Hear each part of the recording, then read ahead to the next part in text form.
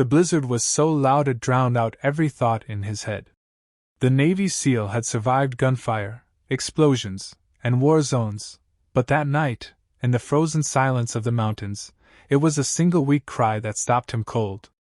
He opened his cabin door expecting death in the snow, and instead found a trembling puppy that would change his life forever. What happened the next morning would leave even a hardened warrior on his knees. He thought the war was finally behind him when he moved into that lonely cabin. But the mountain had one last mission for him, one that would test his heart more than any battlefield ever did. The cabin sat alone on the edge of the mountain, wrapped in white silence. No neighbors. No roads. Just pine trees bent under the weight of snow and a wind that howled like it was alive. Ethan Cole liked it that way. After 12 years as a Navy SEAL, solitude was the only thing that let him sleep. That night, the blizzard arrived without mercy. Snow slammed into the cabin walls, and the temperature dropped so fast even the windows creaked in protest. Ethan fed the fire, checked the locks, and sat with his back against the wall, habit more than fear. War teaches you never to fully relax. Then he heard it. A sound so faint he thought it was his imagination. A cry. High-pitched. Broken. Desperate. Ethan froze. His instincts screamed danger. In war, strange sounds meant traps. But this was different. This wasn't human. It was weaker. Smaller. He grabbed his coat and flashlight and opened the door. The wind nearly knocked him down. Snow whipped his face like needles. He scanned the ground, heart pounding harder than it ever had in combat. And there, half buried near the steps, was a puppy. Its fur was stiff with ice. Its body shook uncontrollably. One eye was barely open. The puppy didn't bark. It didn't move. It simply looked at him, as if asking one question: "Are you going to leave me here to die?" Ethan didn't think. He dropped to his knees and scooped the puppy into his jacket. Its heartbeat was weak, fluttering like it might stop at any second. He ran inside, slammed the door, and wrapped the small body in a towel near the fire. He whispered without realizing it. Words he once used on wounded teammates. "Stay with me. Don't quit now." All night, he stayed awake. He warmed water. He fed the puppy with a dropper. He rubbed its tiny paws until feeling returned.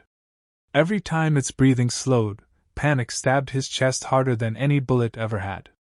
By dawn, the puppy was alive. Exhausted, Ethan leaned back in his chair, tears running freely down a face that hadn't cried in years. He named the puppy Ghost, because somehow, it had come back from the edge of death. As the storm faded and sunlight crept through the window, Ethan finally slept. He had no idea he wasn't alone anymore. When he opened the cabin door the next morning, Ethan expected silence. What he saw instead made his breath catch, and for the first time since leaving the battlefield, he felt something close to fear. Ethan woke to a strange stillness. No wind. No howling storm. Just quiet. Ghost lay curled beside him, warm and breathing steadily. Ethan smiled, a small, unfamiliar feeling in his chest. He stood, stretched, and walked to the door to check the damage from the blizzard. When he opened it, he stopped cold. 20 dogs stood in the snow. Big dogs. Small dogs. Scarred ones. Old ones. Young ones. They formed a wide circle around the cabin, silent and unmoving. Their eyes were fixed on the doorway. On Ghost. Ethan's hand instinctively moved toward a weapon that wasn't there. His heart pounded. In the wild, this kind of gathering meant one thing: a pack. Slowly, Ghost lifted his head. His tail wagged weakly. One dog stepped forward. A massive husky with clouded eyes and a torn ear. He lowered his head, not in threat, but in respect. That's when Ethan understood. This wasn't an attack. This was gratitude. The puppy whimpered and tried to walk toward them. Ethan knelt and gently set Ghost down. The husky sniffed him, then turned and looked directly at Ethan. In that look was no animal instinct. It was recognition. These dogs had survived together. Protected each other. And when the weakest one vanished into the storm, they hadn't forgotten. They had searched. And now they had found him, alive. Thanks to one man. The dogs stayed all day. Some lay in the snow. Some watched the trees. None crossed the threshold unless invited. Ethan brought out food, his hands shaking. One by one they ate, but only after Ghost did.